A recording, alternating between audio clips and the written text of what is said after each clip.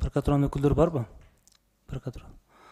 Сиздерге ошол жактан этап менен которулуп келет да, биздин Россияда камалып кеткен жарандарыбыз боюнча ушул күнгө чейин канчасын этап менен бул жака котордуңуздар? Ошол боюнча ушул күнгө чейинкисин айтып бериңиздерчи. Саламатсызбы, Айбек Жапарович. Башкы прокуратуранын эл аралык укуктук кызматташуу башкармалыгынын прокурору Кенжеев Назарбек.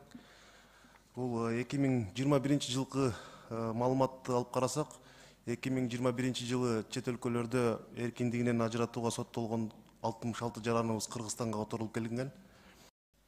Россиядан 54, Казакстандан 12. Бул өтө аз да, салыштырмалуу. Мен айтаар элем, ошолорду мүмкүн болсо мындай абдан көбөйтүшүңөр керек. 1,5 мың адамдан 54 адам которулган туура эмес да. Эч болбосо көбөйтүшүбүз керек. Ал жерде уруп калганы башка болгону бар. Сиздерге бул протокол тапшырма катары берем. Ошону көбөйтсөңүздөр, ишиңизди күчөтсөңөр. Биринчи сурам, экинчи сурам ушул ички иштер министрлигинин өкүлдөрүнө сиздерге да. Сиздер жогоруда айтып кеттиңер, 1700-гө жакын адам ошол жакта түрмөдө отурат биздин жарандарыбыз деп туурабы? Урматтуу Айбек Жапаров, 1834 жаран биздин деген. Ошонун канча пайызы оор статья менен отурат? Айбек Жапаров, бул жерде айта келе турган болсок, өтө оор жана өтө оор кылмыштар менен 859 адам отурат.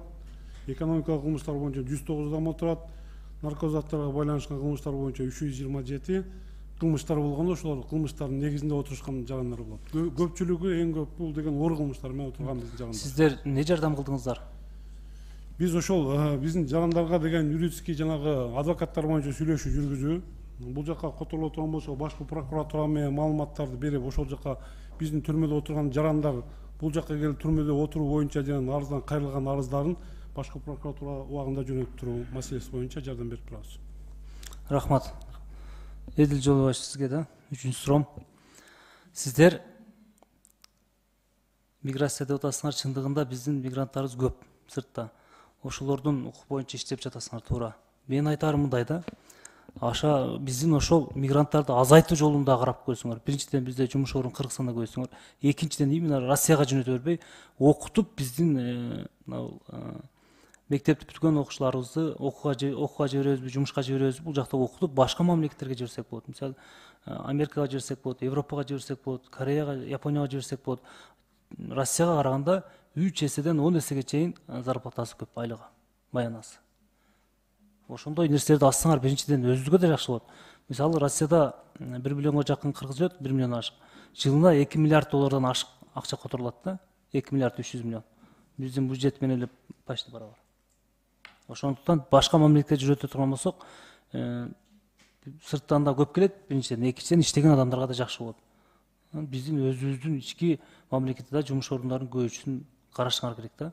Мына кредиттерди алып атабыз, башка кылып атабыз, жакырчылыкты жоюу дейт, жана ошондой эле жумуш орун түзөбүз дейт. Ал болбогон сөздөр да. Боло турган иштерди кылышыңар керек. Мен жогоруда айтып кеттим.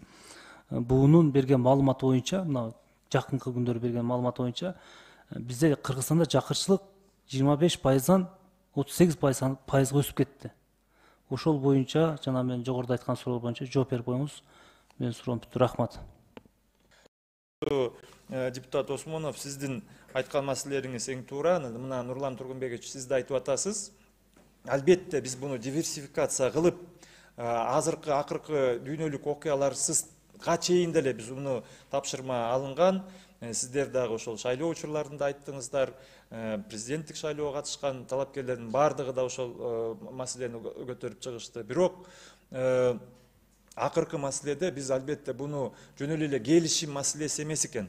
Анткени биз жанагы медайымдарды ошол эметип чет өлкөлүк тилдерди үйрөтүп, мына азыркы учурда биздин тапшырма алдык. Ушул жалпы жаштарга гана арналбастан бардыгыбыз ушул чет өлкөнүн жок эле дегенде бир 200-300 сөзүн жаттасак, уже ал дагы уже башкачараак болот экен да.